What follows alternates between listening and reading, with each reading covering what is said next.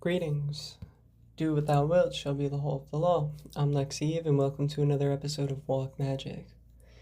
In chapter 27 of Magic Without Tears, the letter kind of teetered off into a ramble by Crowley, but he did leave us with a statement about the disillusion of knowledge, which that chapter was all about clear thinking, samasati, knowledge, mindfulness, what is thought. So, disillusion of knowledge by means of inhalation of ether. And that leads us to today's episode about his short paper titled Ethyl Oxide. Let's begin.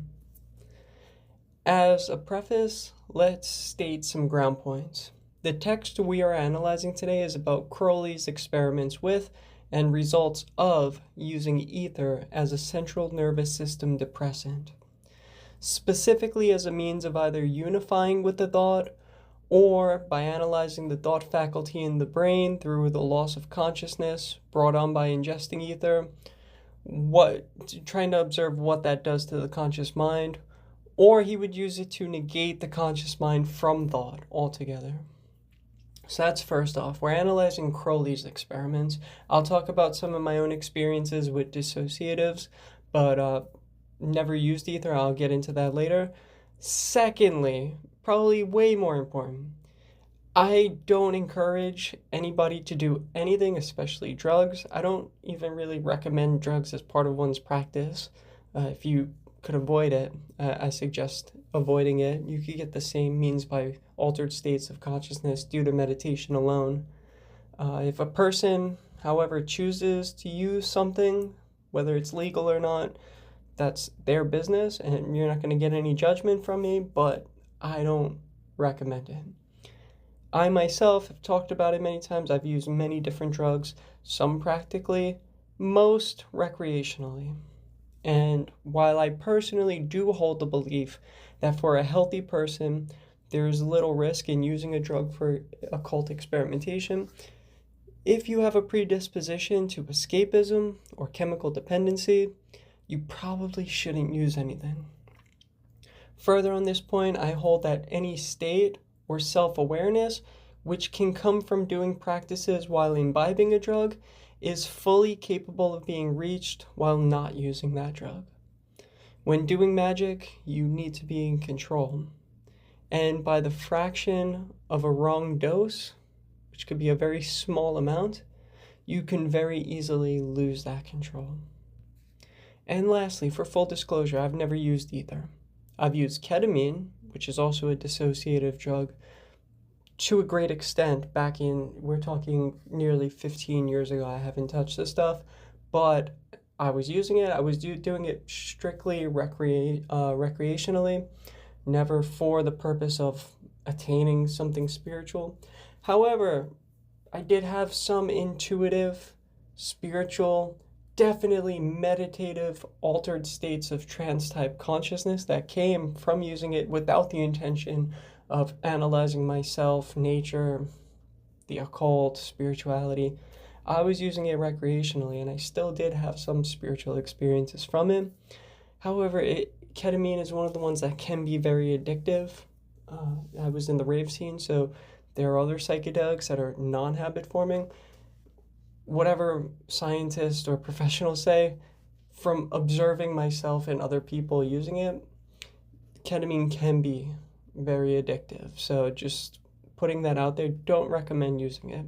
Although I did have good experiences, but that tells you something that I haven't used it in 15 years. So take that for what it's worth. I've also had 2 surgeries in 2019. So using general anesthesia when going under for surgery does give me at least some kind of an awareness of what the sedative effects of ether must be like. So for this talk, I will draw off my own experiences as well as secondary sources to explain what Crowley has written about in his short thesis. So we're going to get into this. What actually is ether? What does it do to a person? How and why was it made? So you may or may not be surprised to know that there is an alchemical history to diethyl ether. It was made in 1540 by a Prussian botanist named Valerius Cortis. To make it is surprisingly simple. There's videos online. I'm going to leave parts out because I'm not a chemist and you could look that up, but basically you're taking 4 parts ethyl alcohol and cooling it down. Then you're mixing in 1 additional part of sulfuric acid, very slowly, probably drop by drop. Now this botanist, Valerius Cortis, his aim was to make sweet oil of vitriol. He instead made a really cool drug. So if you've been following my channel, you might recall everything I said about vitriol in the Emerald Tablet video I put out a few weeks ago. So this needs to be done in a well-ventilated area and with near airtight equipment for distillery. You're then taking that solution of alcohol and sulfuric acid and distilling it with and it becomes a sort of reddish brown by heating it at the appropriate temperature, catching the distilled solution, and then giving a wash to remove impurities. And then I've seen videos where after that first distillation is done, they add something like sodium chloride to do a second distilling to remove any excess alcohol and water, leaving a more purer solution of ethyl oxide at the end. So disclaimer again, I'm not a practiced chemist, and also I skipped over a few steps. If you want to see what that process looks like, there are plenty of videos online. You need specialized gear, training, safety equipment, as there are noxious vapors that come out while doing this and you can get seriously injured. So don't recommend doing this. 1, it's illegal. 2, you could severely hurt yourself. Also, ether, there's a potential to overdose on. So if you're accidentally inhaling ether vapors and you fall and knock over a flame, your house gets set on fire and you're unconscious. Very dangerous. Don't do it. Right? That said, what is the effect of using ether and how do you do it? I think the most common method is to put some on a cloth and hold it to one's face and breathe in the gases, or have a small vial and just hold the vial under your nose. For a more potent effect, it is drunk. And so there's something called the ether frolics in the 1800s where people were having ether parties, whether they were inhaling it on a cloth or in a vial or drinking it. And it was used recreationally until people realized, oh, this could be used for surgery as an anesthetic. So the problem is that if you're drinking it, the problem in general is that it could cause respiratory depression, meaning if you take too much, your nervous system stops all automatic processes such as breathing, and then you suffocate. So that's similar to what happens during a heroin overdose, or why when administered general anesthesia, you were put on a breathing tube. The bigger problem now with drinking is that ethyl oxide or ether has a boiling temperature lower than 98.6, which is your body temperature, meaning if you put some directly in your mouth, it will boil and burn your mouth and esophagus. So people are very creative, and to get past this problem, users reported drinking ice water to artificially cool their mouth and throat. They down a small amount of ether, a few drops probably mixed into an alcoholic beverage, and then quickly drink more ice water so as to keep their stomach cool enough to stop the rapid boiling of the ether in their belly. In which case, if it were to boil in the belly, the liquid would then turn into a hot gas and burn your insides as it rises back up your throat. So seriously dangerous process, but people do what they do to get high, and it's interesting to read about nonetheless.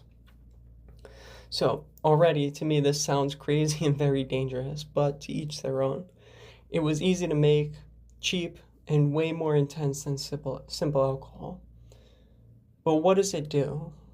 So from what I've gathered, and coupled with my past experiences of using psychedelics and dissociatives, I'll describe it like this.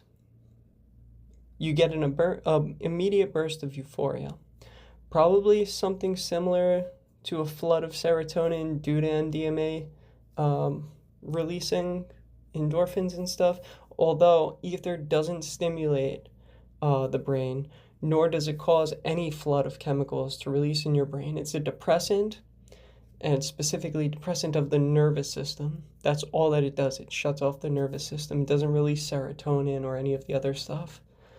But it does give feelings of euphoria, and these seem to stem from the nervous system being switched off, in which case one would be absolutely comfortable in their body.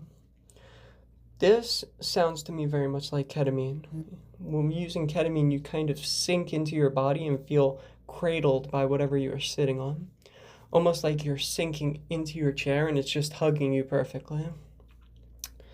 It's similar also to an alcohol feel-good type of vibe, but ether gives visually trippy additions. You might see waves, lights, streaming, or hazy glows, all the way to full-on hallucinations, both auditory and visual. The next stage, you might have a dissociative experience, such as is called an out-of-body experience. Again, quite common amongst ketamine users. And finally, sedation. If you had taken a high enough dose, you would zonk out with a completely numb body and mind, essentially turning off the conscious mind on the most part. Parts of consciousness will still work, but you will be in a sort of void consciously with limited awareness. Your unconscious, however, we're going to talk about, may very well still be functioning at peak capacity. So again, my use of ketamine was very much like this. I was a frequent partaker in 2012, and while usually snorting on a handful of occasions, I injected it just to see, because there was little overdose risk with ketamine. And I'll say this about those experiences, not just injecting, but snorting in general. There was intuition type things that happened. There was definitely out of body to full on astral projection experiences that occurred. And in terms of what happens to your conscious mind when you actually go under, it was the first time that I had injected it. I'd done it in my bathroom. I was living in Crown Heights, Brooklyn at the time. And essentially I had done it. I was standing there, and then I looked at the sink and I saw myself about an inch tall and 20 of them around the whole entire rim of the sink. And they were kind of moving in weird, trippy, I was raving at the time, so it must have been on my mind. So they were kind of dancing in a rave-like fashion. And then I just kind of stepped back, leaned against the wall, consciously sat down, and then zonked out for a few minutes. Probably no more than 5 minutes or so. And I could describe that state of unconsciousness as being in a warm, liquid goo, very comfortable and almost hugged, sort of like a void. Think about, I guess I could describe it like this. Think about the Matrix, where Neo wakes up in like that goo pod. It's sort of like that, but you're just consciously in a void. But I guess like that feeling of like this warm, protective, being in a womb almost. Maybe something like that. And it lasted 5-10 minutes at the most, and then you wake up. But so you go to this sort of unconscious void-like place. That was my experience. Somebody might describe it differently, but here we're going to move into Crowley's short text and go over a lot of what he talked about. So the experiments that he's recording and analyzing were from July 1916 EV, meaning Crowley would have been in the US, specifically New Hampshire at the time. Crowley claims two main results from these experiments. Quote, 1, the value of the relation of a given thought or faculty with the sum of his mental characteristics, and 2, the final opinion of the experimenter on any given subject. In the popular phrase, what is at the bottom of the flask, end quote. Meaning, 1, he could decipher any thought in relation to the thinking apparatus of the brain or the mind, so the part that actually thinks thoughts consciously. So he could decipher any of those thoughts. 2, the result of the relation between the thinking mind and a given statement. For example, Say the statement is, "What is at the bottom of the flask?" He should understand what his response to that is, as well as what those words and that combination mean to him due to connotations and past experiences with those words as labels, as tangible things that he associates in his mind with those words. Crowley writes, quote, "While of course complete unconsciousness has been reached in surgical operations, etc., it has never been ascertained what occurs in this state of anesthesia induced by ether to the normal, healthy individual when he has trained himself to hold a thought through a period of unconsciousness, so that there is complete identity between the last thought before losing and the first thought after regaining consciousness. It suggests itself that knowledge on this point might throw light upon A, the psychology of dying, and B, the post-mortem consciousness, assuming that after bodily death, the individual awakes to another form of life." End quote.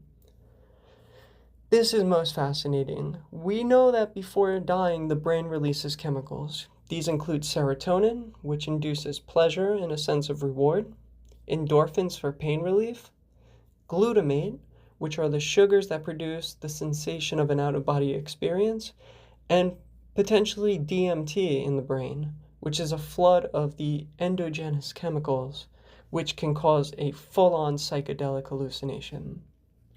Now, it is notable that ketamine as an dissociative anesthetic releases glutamate and GABA.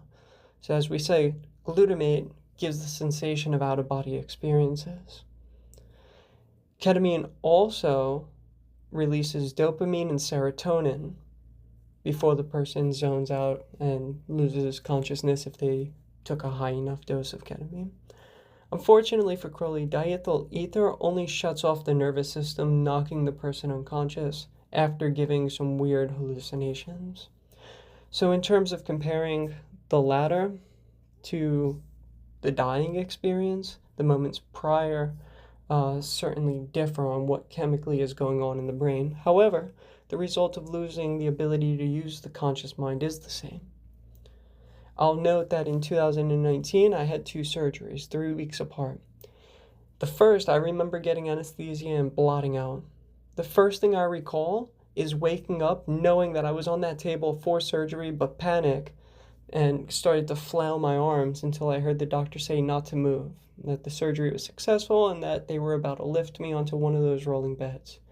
So the persistent thought of I'm going under for surgery and immediately recalling the first thing that I was having surgery was what happened to my conscious mind. So it's like the thought stopped and the thought immediately regained right after regaining consciousness. So the conscious mind turned off, yet felt essentially seamless, as the thought going under and coming out of anesthesia was exactly the same. Second surgery a few weeks later, however, was quite different.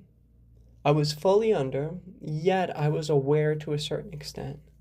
I had no physical senses like touch or sight, though I was aware of a sort of darkness, like the sleep behind your eyelids.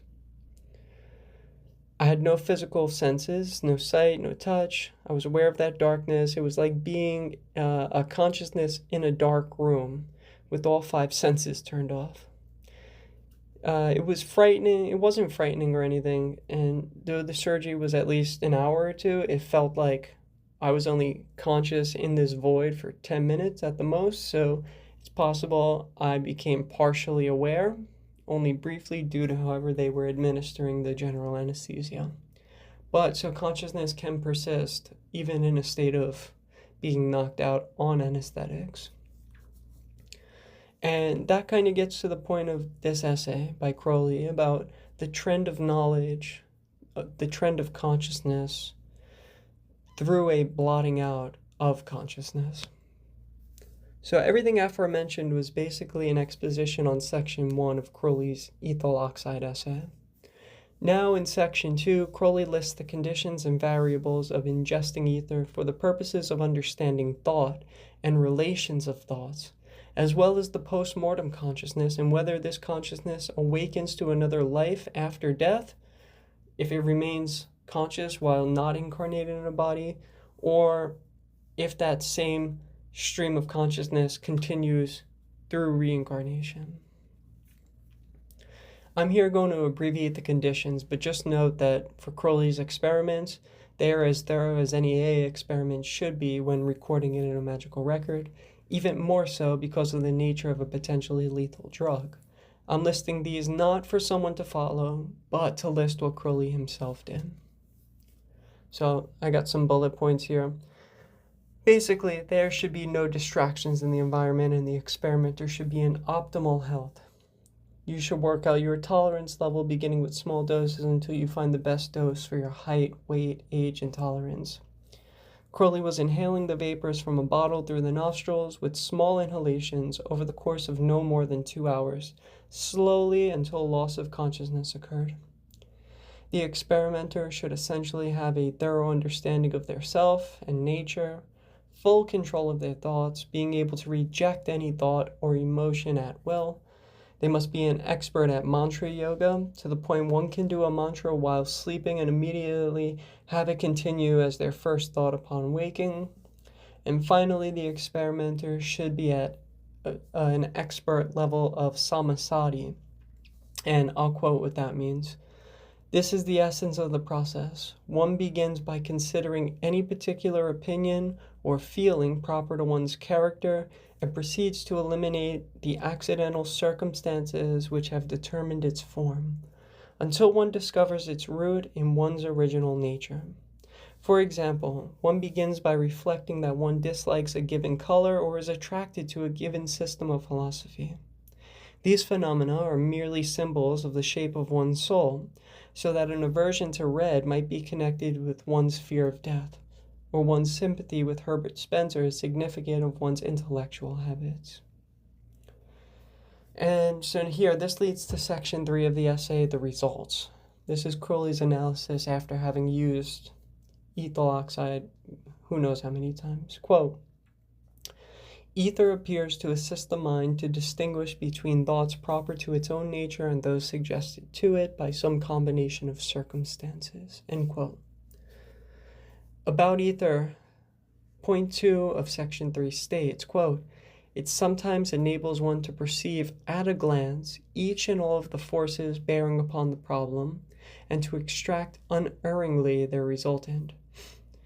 In other words, one is able to make up one's mind quite definitely on any point without fear of having omitted some consideration. It thus informs one what is one's true will, or the nature of one's inmost self, in reference to any chosen subject. End quote.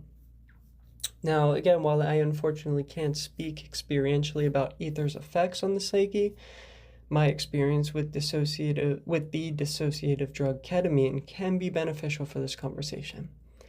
After prolonged use, I definitely noticed that the walls I had built to protect and hide what I knew about myself, my nature, began to show cracks. So I was, for example, afraid of being trans back then. After a year of raving, and granted I wasn't just doing ketamine, I was doing a lot of 25I and other stuff, LSD, MDMA, whatever. But on the most part, probably one thing that we used most frequently was ketamine. And after prolonged use, those walls that I built up to, this mask that I had on going about my life began to show cracks. I do suppose that in a controlled situation, while focusing upon a problem and unsure of what decision to make, the problem of being indecisive most probably occurs due to a lack of surety in oneself, or a fear of the outcome, or a fear of doing what manifests one's most true personage, the latter primarily because of an intense fear of vulnerability, which most people have conditioned into their psyche. So if you already know who you are, but you're scared of being vulnerable and being authentic, breaking down those boundaries is the way to do it. Well, it doesn't mean that you're going to make a definite correct decision by using ether or anything else, or be able to pluck out a new physics equation from the ether. It does mean you will reflect intensely upon yourself and be able to determine who you are in regards to a particular situation. You then need only discern what the correct course is based on that association of self with the object. Now, safe to say, Simply getting high off of anything is not likely to produce any beneficial effects, least of all self-knowledge. Crowley, while doing this, was keeping a strict magical record for years, was skilled in many modes of yoga and deep introspection, and was doing all of this under somewhat controlled circumstances. So there was a heavy discipline in what he was doing while doing these things. Further, point 3 of this section states that while undergoing this process, Crowley followed a chain of thought thoroughly through the extended time of the experience and would usually find a simple thought which illustrated the camouflage of false thought and made clear the underlying cause altogether. So, say in a trauma victim, the person sees or hears about a crime similar to what they survived. They get tragically upset and yet may not be able to talk about it clearly and objectively, just stating that, oh, I heard about this and I'm so hurt and crying and distraught just by seeing that this happens to someone. Yet the cause here may very well be that their brain is coping with the pain of trauma by not allowing them to clearly see or state that they are seeing themselves reflected in the trauma of this other person. So hearing about something similar to what they went through is like holding up a mirror and they get completely, full on panic attack and tears and everything. But they don't make the connection that they're just seeing themselves and reliving their own trauma. So that being said, that's the camouflage, and Crowley stating that the use of ether removes those camouflages. To paraphrase the next few points, the person using this experiment would be starting off by using the substance to straighten out their line of thinking. So, beginning, Crowley said, anything too whimsical, fear-based, lies of grandeur, those should all be whittled away first and foremost at the beginning of undergoing this. A magician has within their power the capability of doing anything based on their skills and what is available to them to use. Example, if a magician wants to write a story, they need a pen and paper first and foremost. Secondly, a vocabulary. Thirdly, a creative idea. Then finally, the ability to craft a narrative. If they have an intention as to what publishing that story should accomplish, well, they also need to know how to intertwine the necessary forces into their narrative to evoke in the reader the sympathy with the current they are trying to direct through the story. If they're not capable of doing any of these things, yet insist that they are going to write a story capable of affecting some kind of change, well, they need to figure out what in their line of thinking is deluding them or what is stopping them from being able to write said story. Whether it's a delusion of grandeur, thinking I'm going to be a famous writer, or it's a fear of acquiring the skills to write and publish, the line of thinking, one way or another, has to be set straight. So they realize, well, that just sounded good to me, but that's not really what I should be doing or want to do. Or I couldn't do that because I was lacking something and I was afraid of acquiring the skills and training to go do it. So you have to get to the core of any particular thing about yourself and remove whatever that blockade is. Truth be told, this example is like an extreme case which probably needs therapy and not drugs, but I used it as an example simply for something tangible to analyze. In short, quote, he should thus get rid of fear, desire, false idealism, and in particular of the doubt which exists in practically all men as to their ultimate validity, end quote. Skipping ahead, one should get to a point where they consider their perception of deeper matters, culminating with their idea of the universe, reality, and existence itself being challenged and set correct. Crowley notes that the scribe should be employed to record what one says they are experiencing, perceiving, and thinking so as to accurately record the experiment.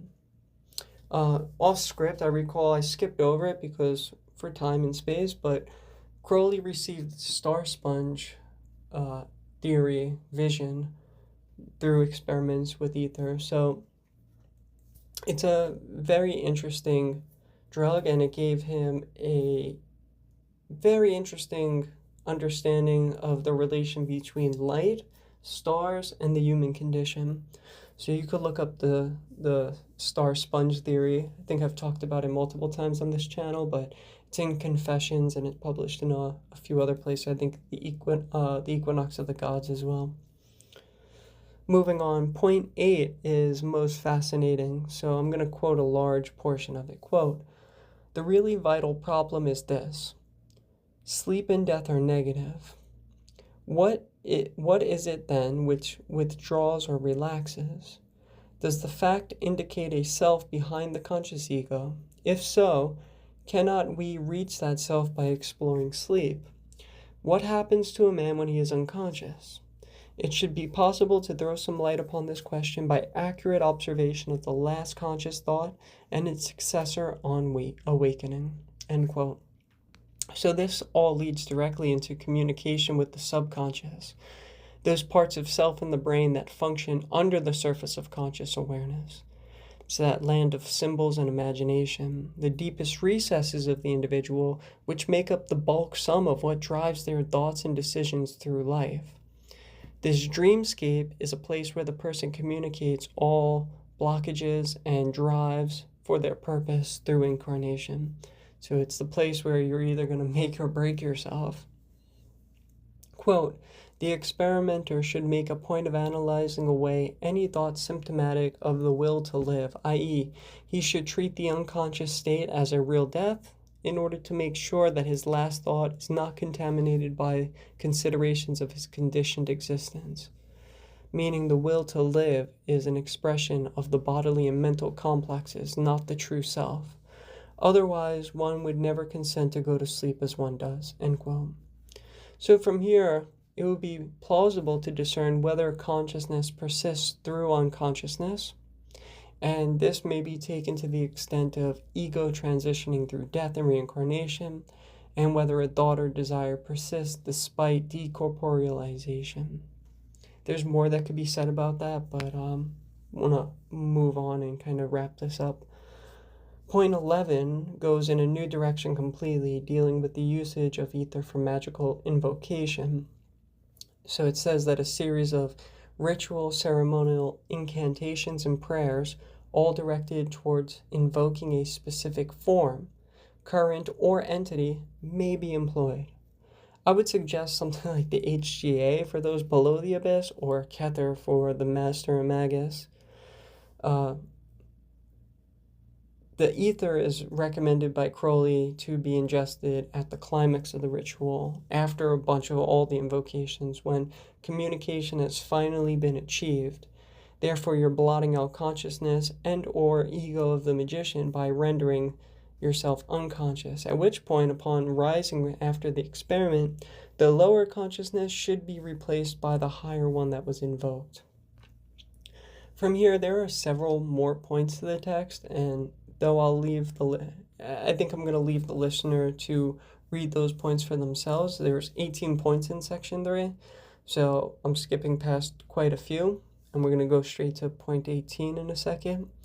I think that by dissociating through chemical means, I suspect one may be able to untether their consciousness from the body, and thus be able to sort of analyze all bodily and mental processes almost as an objective being, one which has control over them, but is thus impartial and not as biased due to direct attachment to that which is being observed. It's kind of like you untether your consciousness and you could identify with that consciousness rather than the body itself, so you could sort of analyze, well, what are these automatic processes in this body and brain that happen? So that, and I'm going to leave you with the final verse of Crowley's entire essay, point 18 of section 3, quote, "The experimenter will learn to recognize instinctively when he has reached the desired result. It comes as a climax with the force of a revelation. I believe it is to be useless to continue the experiment after this has occurred. One should start entirely afresh, i.e., suppose one gets a revelation in the course of the work, which is, however, not the one required. One should accept defeat for the moment. The point is that a genuine revelation exhausts the species of energy involved for the time being. A parallel case is the occurrence of orgasm in sexual intercourse. A perfect orgasm should leave no lust. If one wants to go on, it simply shows that one has failed to collect every element of the personality and discharge it utterly in a single explosion. End quote. Love is the law.